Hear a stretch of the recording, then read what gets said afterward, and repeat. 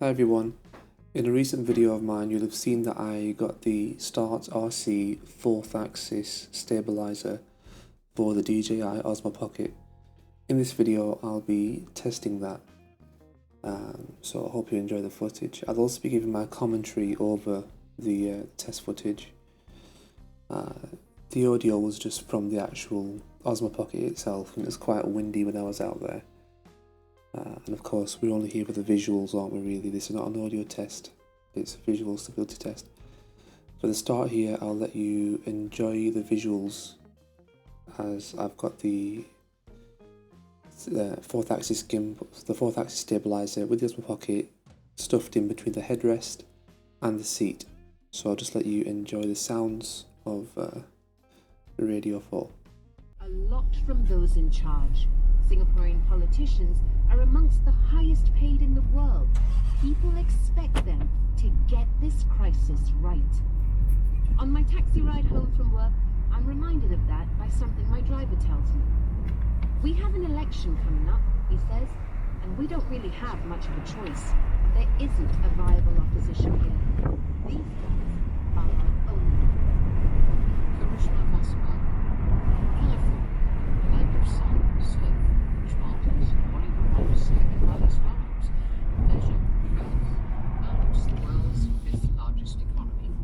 Besides the billionaires, there's the highest number of homeless people of any state in America and a chronic shortage of affordable housing. The number of rough sleepers in cities like Oakland was already causing a public health emergency, says Michelle Quinn. Then COVID-19 came along.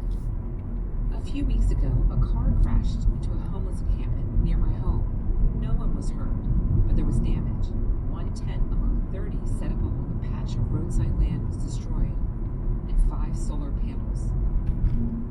This collection of nylon and canvas tents is one of many barometers of the homelessness problem in the San Francisco Bay Area. The number of tents here and everywhere grows and grows, and more people are living in their cars.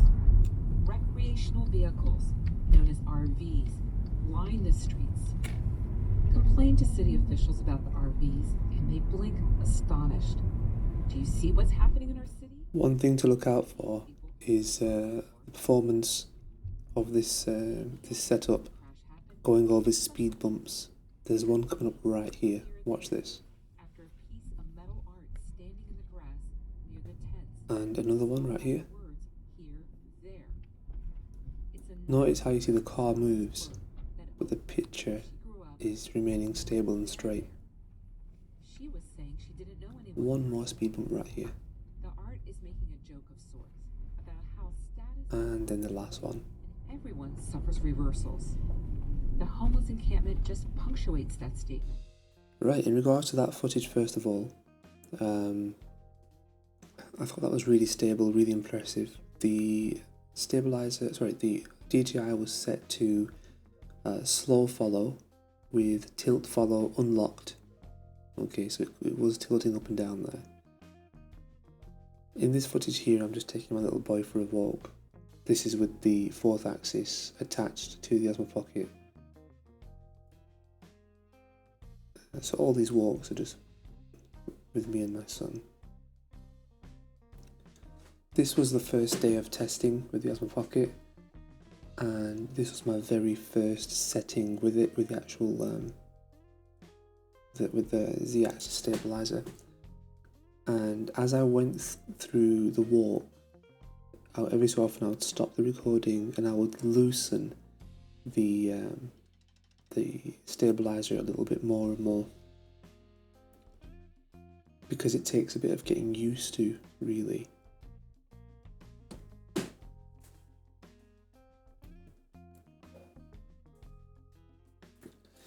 Watch this. As you can see, the image looks quite jittery, like there's a bit of a left and right jitter or shake. And I feel like you're kind of eliminating one problem by getting the Z-axis stabilizer, but you're bringing yourself another problem, like in the form of this left and right shake and shudder, which you'll see coming around the tree above. See that shake?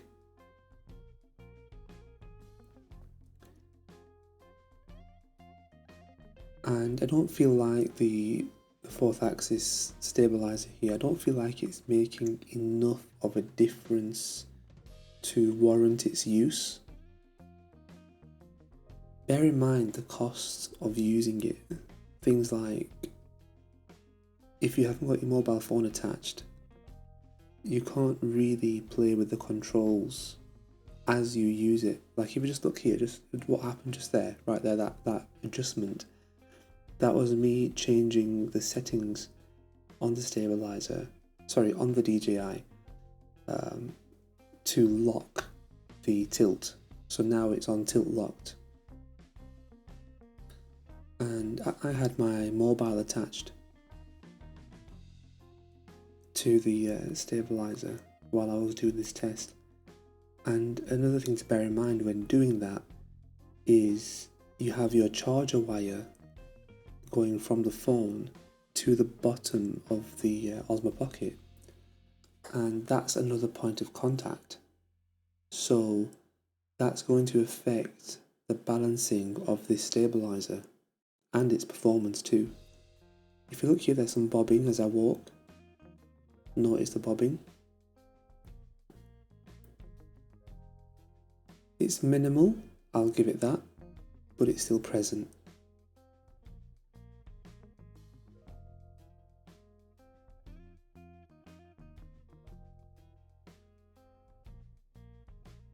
I was walking quite comfortably with this stabilizer because I felt like that's the point of the device. It's to walk comfortably.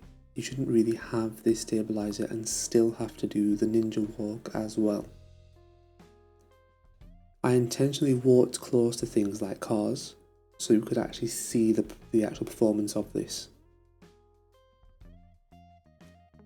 I feel like when you're not walking close to something, it's easy to fake the performance of this stabilizer and make it look like it's doing a good job, when really you're just not showing what it's actually doing. So again, I walk quite close to this fence over here and keep an eye on the top of this fence. Looking quite good. It does make an improvement to the shot, the performance of the stability, but it's not perfect. This is day 2. Day 2, I never had my mobile phone attached to it, so it was just the Osmo Pocket inside the stabilizer, and I felt like I had got the looseness pretty much right. I didn't really adjust it on this day, but I didn't find that it was bouncing around, and I felt like it should be bouncing while I'm walking. That doesn't look very stable to me.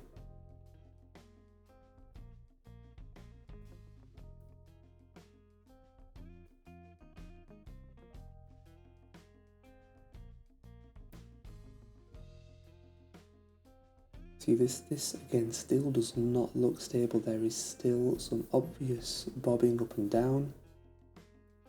You know, there's some movement left and right as well.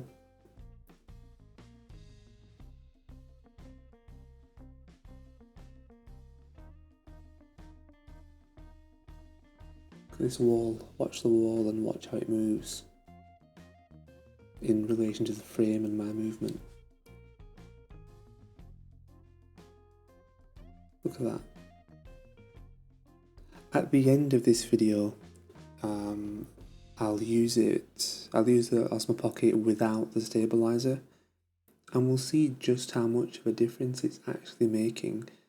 And I think when you consider the trade-off between having access to your Osmo Pocket and using the stabilizer, I don't think we use stabilizer much. Okay, here I'm just like squatting up and down, and this is where it does quite well. If you go back and have a look at that, what was happening there, I was squatting up and down there just to see how well it would stabilize itself, and it stabilized itself in a quite concrete manner. It was very stable, but that's when I was making quite a pronounced up and down movement.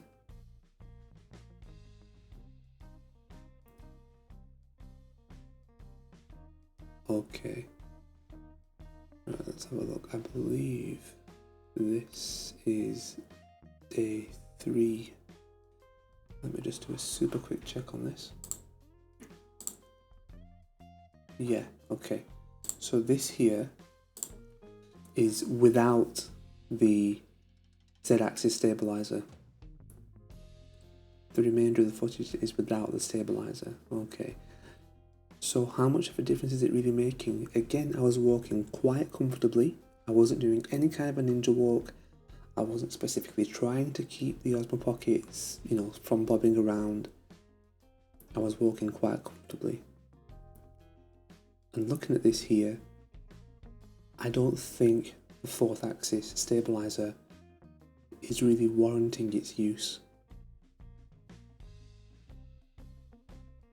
I can see myself still using it at some point. I am going to give it more of a chance, but I really do think that we can do without. I think maybe the Scotty Make Stuff one will be better than the STARTRC, because that's one I've got, STARTRC. The STARTRC device is very plasticky. Let me just show you something here as we go through this tunnel. Okay, watch. As I come out of this tunnel, there's quite a pronounced bobbing around. There again, and again, and then again, and again, and then it starts to subside. I walked through this little area here, quite close to the bush on the left, and bearing in mind the fence on the right hand side, just so we could actually have a look at the level of bobbing around which we get when we're using it without the stabilizer. And looking at that, I don't think it's that bad. Again, I am going to try the stabilizer again. I'm probably going to lubricate it where the joints are, because I think that will free up the bounce, because it should be bouncing around and I don't think it really was. The Scotty Make Stuff 4th axis stabilizer allows you to loosen the joints, whereas you can't do that on the STARTRC device. And I believe that loosening the joint is an integral part to using one of these devices, because you need to minimize the level of friction between the joints while it's being used.